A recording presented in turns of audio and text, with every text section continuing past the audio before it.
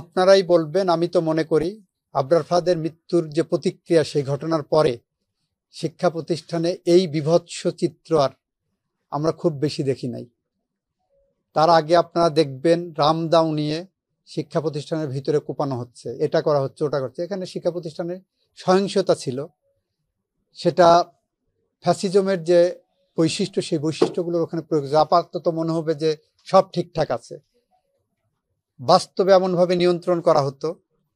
আবরার ফাহাদের মৃত্যু সেই জায়গাটাকে একটা পজ দিয়ে গেছে। আবরার ফাহাদ তার জীবন দিয়ে এরকম অসংখ্য অগণিত আবরার ফাহাদের জীবন রক্ষা করে গেছে। আবরার ফাহাদের মৃত্যুর মধ্য দিয়ে বাংলাদেশের ছাত্র সমাজ, মেধাবী ছাত্র একটা নতুন জীবন পেয়েছে। রায়ে রাষ্ট্রপক্ষ হিসাবে আমরা সন্তুষ্ট। আমরা মনে করি এটা আবরার ফাহাদের বাবা আমার ডান পাশে বসে আছেন, উনি ন্যায় বিচার পেয়েছেন, গোটা জাতি ন্যায় বিচার পেয়েছে, এবং এই ধরনের রায়ের মধ্য দিয়ে একটি রাষ্ট্র এবং সমাজ ব্যবস্থায় ডিসিপ্লিন আনার জন্য, ন্যায় বিচার নিশ্চিত করার জন্য যে ধারণা, বিচার বিভাগের যে ধারণা, সেই ধারণাটা প্রতিষ্ঠিত হয়েছে আবারও।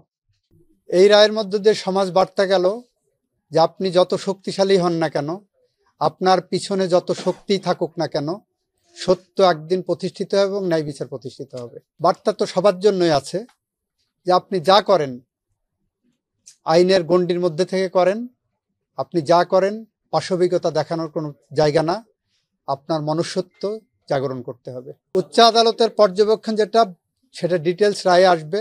উচ্চ আদালতের পর্যবেক্ষণ এটাই, নিম্ন আদালত তার রায়ে যে ফাইন্ডিংস দিয়েছেন, যে ভিত্তি স্থাপন করেছেন, সেখানে ওনারা কোনো ইন্টারফেয়ারেন্সের মতো সুযোগ পাননি, এটাই পর্যবেক্ষণ। পুরো রায়টা 20 জনের নিম্ন আদালত ফাঁসি দিয়েছিলেন, 5 জনের যাবজ্জীবন দিয়েছিলেন, এবং সেটা বহাল আছে। 4 জন পলাতক আছে। এইটা আপিলের প্রক্রিয়া, তো আপিল ফাইল হবে। আপিল ফাইল হওয়ার পরে এটা ম্যাটার অফ রাইট, ডেথ রেফারেন্সে আপিলটা আর সিপি করতে হবে না, এটা ম্যাটার অফ রাইট আসামি পক্ষের। আপিল ফাইল করুক, তারপরে আমরা প্রক্রিয়া কিভাবে আছে আইনগতভাবে আমরা দেখবো। এটা আদালত রায়টা রিলিজ করলে তখন আমরা নকল তুলবো, আমরা আমাদেরটা তুলবো, তারা তাদেরটা তুলে নিয়ে করবেন। আইনি যে প্রক্রিয়া আছে, আমরা তাদের আইনগত সমস্ত অধিকার নিশ্চিত করতে চাই। এইটা আমার রেকর্ডে আসেনি, আমার কাছে আসেনি। আমি পত্রিকা আপনাদের মতোই দেখেছি, মিডিয়াতে। যদি এরকম ঘটনা ঘটে থাকে, নিশ্চয়ই কারা কর্তৃপক্ষ এটা তদন্ত করবেন এবং তাদের আইনানুগভাবে যা করণীয় সেটা করবেন। আর উনি যেদিন ধরা পড়বেন সেদিন থেকেই ওনার সমস্ত অধিকার যেটা আছে সেইটা দিয়েই আমরা আইনিভাবে পদক্ষেপ নেব।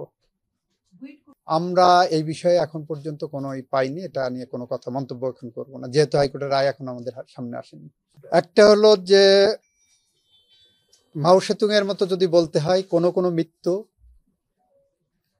থাই পাহাড়ের মতো ভারী, কোনো কোনো মৃত্যু পাখির পালকের মতো হালকা। আবরার ফাহাদের মৃত্যু আমাদের জাতীয় জীবনে থাই পাহাড়ের মতো ভারী হয়ে আছে। আবরার ফাহাদের মৃত্যু গোটা জাতির মূল্যবোধের শিকড়ে নাড়া দিয়েছে। আবরার ফাহাদের মৃত্যু এক্সপোজ করেছে যে রাজনৈতিক ফ্যাসিজম কিভাবে দিনে দিনে বাড়তে পারে।